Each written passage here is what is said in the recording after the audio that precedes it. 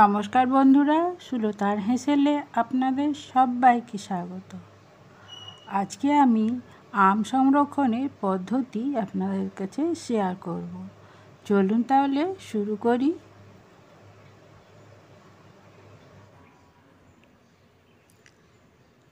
এখানে আমি গাছ থেকে টাটকা আম পেড়ে নিয়েছি। এখানে আমি 6 পিস আম নিয়ে নিয়েছি।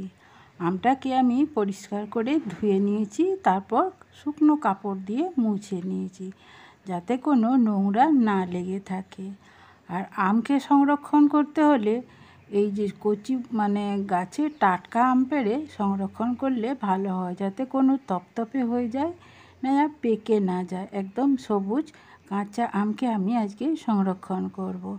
চেষ্টা করবেন আম সংরক্ষণ করতে হলে এই রকম আম নিতে, যাতে সারা বছর ভালোভাবে একদম গাছের কচি আম বা টাটকা আমের স্বাদটা পাওয়া যেতে পারে।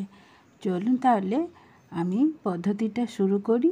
তার জন্য আমি সংরক্ষণের জন্য এখানে কাঁচের জার নিয়ে নিয়েছি। জারটাকে আমি পরিষ্কার করে ধুয়ে তারপর একটু শুকনো কাপড় দিয়ে মুছে আগুনে সেঁকে নিয়েছি। তাছাড়া এরকম কাচের জার না থাকলেও এরকম ফুড কন্টেনারেও সংরক্ষণ করে রাখা যায়। সেসব আমি পরে আসছি। আগে আমগুলোকে কেটে নিয়ে চলুন। যেসব বন্ধুরা আমার এই রেসিপিটি দেখছেন তাদের কাছে অনুরোধ রইল, তারা যদি এখনও চ্যানেলটিকে সাবস্ক্রাইব করে না থাকেন তাহলে চ্যানেলটিকে সাবস্ক্রাইব করে দেবেন। আর যে ছুরিতে কাটা হবে সেই ছুরিটাও যেন কোনো নোংরা লেগে না থাকে, সেটাকেও পরিষ্কার করে মুছে নিতে হবে।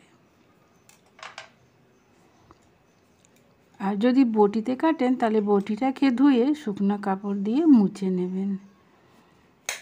প্রথমে আমি মোটার দিকটা কেটে দেব, তারপর এটাকে আমি পিস পিস করে কেটে নেব। আমটাকে কেটে আমি এরকম পিস পিস করে নিয়েছি। দেখুন, ঠিক এরকম সাইজগুলো করে নিয়েছি। কাটাটা আপনাদের পছন্দ অনুযায়ী যেমন ইচ্ছা সেইভাবে কেটে নেবেন। আর ভেতরে যে কুশিটা থাকে সেটা ফেলে দিয়েছি। এভাবে বাকি সব আমগুলো কেটে নিয়ে চলুন। আমগুলোকে সব আমি এরকম পিস পিস করে কেটে নিয়েছি। দেখুন, সবগুলো একই সাইজের হয়নি, তবে একটু লম্বা লম্বা আর সরু সরু করে কাটার চেষ্টা করেছি। আর ভেতরে এখানে একটা আঁশের মতো অংশ থাকে, সেটাকে আমি ফেলে দিয়েছি। প্রতিটা আমকে আমি লম্বা লম্বা করে সরু করে কেটে নিয়েছি আর পরিষ্কার করে কেটে নিয়েছি। এরপর চলুন পরের পদ্ধতিতে যাই। এখানে আমি একটা বড় ডেক নিয়ে নিয়েছি। ডেকটাকে আমি গ্যাসে বসিয়ে দিয়েছি গরম করতে। এরপর এর মধ্যে আমি 2 চামচ চিনি দিয়ে দেব।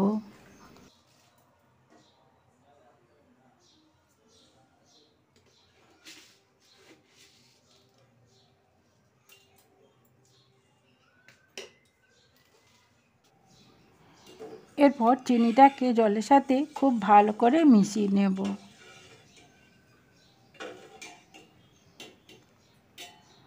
তারপর জল থেকে বুদবুদ উঠতে শুরু করলে তখন একে একে আমগুলোকে দিয়ে দেব। দেখুন, জলে বুদবুদ উঠতে শুরু করেছে। এরপর আমি আমগুলো দিয়ে দিচ্ছি। একটু একটু করে দিচ্ছি, কারণ জলের ছিটা গায়ে লাগতে পারে।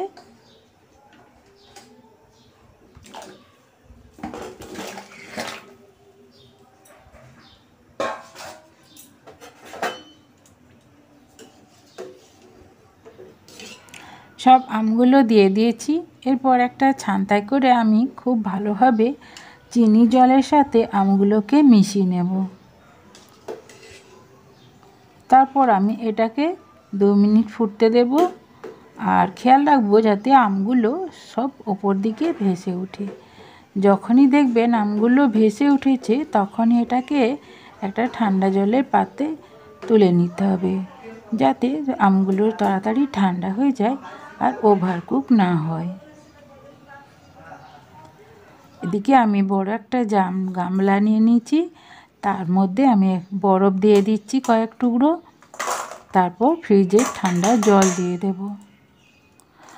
চেষ্টা করবেন এই জলটা খাবার জল নিতে, কারণ আমগুলো জীবাণু নাশ করা হচ্ছে, যাতে কোনো ছাতা টাতা না ধরে যায়, তার জন্য খাবার জল একটু পরিশুদ্ধ জল নিলে ভালো হয়। তাই আমি বোতলের খাবার জল, যে জলটা আমরা পান করি, সেই জলটা নিয়ে নিলাম। আর একটু বেশি পরিমাণে নিলাম, কারণ এখানে আমার 1 কিলোর বেশি আম আছে। দেখুন সব আমগুলো কিন্তু ওপর দিকে একটু একটু করে ভেসে উঠছে। এরপর এর থেকে যখনই ভেসে উঠবে তখনই আমি এটা ছাঁকতে শুরু করে দেব, না হলে বেশি এটাকে সেদ্ধ করা হয়ে যাবে, নরম হয়ে যাবে। এদিকে দেখুন আমি ঠান্ডা জলের পাত্রটা নিয়ে নিয়েছি, আর আমগুলো তুলে তুলে আমি এই ঠান্ডা জলের মধ্যে নিয়ে নেব। যেসব বন্ধুরা এই পর্যন্ত এসেছেন, এই ভিডিওটি দেখছেন, তারা যদি একটা লাইক দিতে ভুলে গেছেন, প্লিজ একটা লাইক দিয়ে ভিডিওটা কন্টিনিউ করবেন। আমি এরপর একে একে আমগুলোকে ছেঁকে তুলে নেব।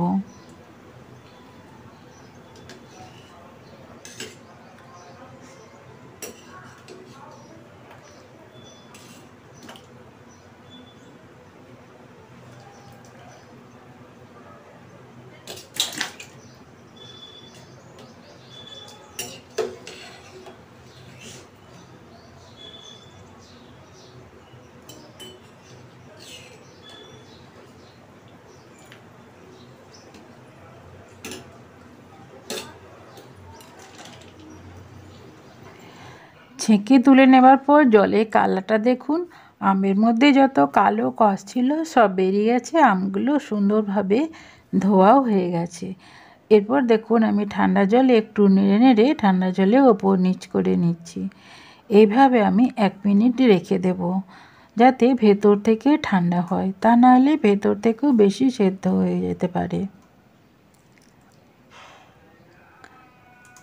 আর যদি মনে হয় আম বেশি, জলের পরিমাণ কম, তাহলে আরও কিছু ঠান্ডা জল দেওয়া যেতে পারে। আর এই যে দেখুন আমটা যেমনকে তেমনই আছে, একটুও নরম বা বেশি সেদ্ধ করিনি।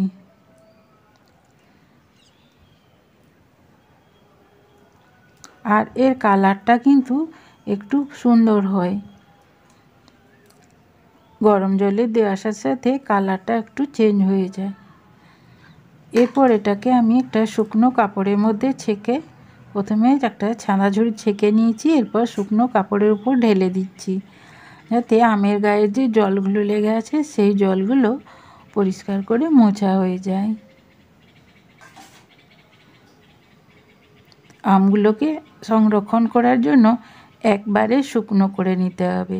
চাইলে বাড়িতে যদি রোদ থাকে তাহলে একটুখানি রোদেও দেওয়া যেতে পারে, তাহলে সুন্দর আমগুলো জলগুলো শুকনো হয়ে যাবে।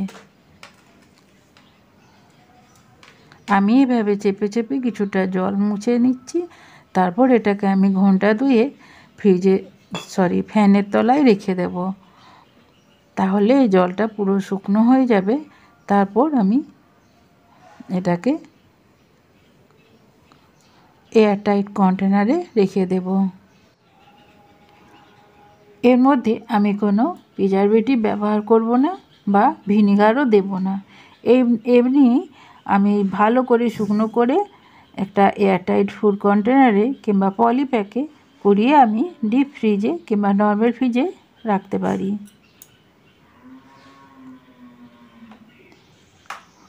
আমগুলো আমি একটু সামান্য শুকনো রোদে দিয়ে শুকনো করে নিয়েছি, দেখুন কোনো জল নেই, একদম শুকনো হয়ে গেছে। এরপর এটাকে আমি শিশির মধ্যে কুড়াবো। এরকম শিশির মধ্যেও রাখা যেতে পারে, আবার যে কোনো পলিপ্যাকে, যেগুলো আমাদের চিনি ডাল পোস্ত নিয়ে আসে সেরকম পলিপ্যাকেও রাখা যেতে পারে, তবে খেয়াল রাখতে হবে পলিপ্যাক যেন ফুটো না থাকে। আমি কিছুটা এরকম শিশির মধ্যে রেখে দিচ্ছি, এই যে দেখুন। আর এর মুখটা খুব ভালো করে সিল করে দেব। এইভাবে আমি কিছুটা রাখবো, আর কিছুটা আমি পলিব্যাগে রাখবো, এটা আপনাদের ইচ্ছা অনুযায়ী। সব বন্ধুদের কাছে আমার অনুরোধ রইল, এইভাবে আম সংরক্ষণ করে রাখতেও পারেন, আর সারা বছর কচি আমের টাটকা আমের স্বাদ পেতে পারেন। আমি এরকম একটা পলিব্যাগে কুড়াচ্ছি, কারণ ওই শিশিটা ফ্রিজের মধ্যে আমার ধরবে না। ফ্রিজটা আমার ছোট সাইজ আছে, তাই আমি এরকম পলিব্যাগে কুড়িয়ে মুখটাকে বন্ধ করে আমি নর্মাল ফ্রিজে রাখবো কিছুদিন, তারপর আমি ডিপ ফ্রিজে রেখে দেব। আজ তাহলে এই পর্যন্তই। আমি আবারও হাজির হয়ে যাব অন্য কোনো রেসিপি নিয়ে। আর আপনাদের কাছে অনুরোধ রইল, আপনারা কে কোথা থেকে আমার ভিডিওটি দেখছেন সেটা কমেন্ট বক্সে লিখে জানাতে। সব আমি তুলে নিয়েছি, এরপর মুখটাকে আমি বন্ধ করে দেব পিন দিয়ে।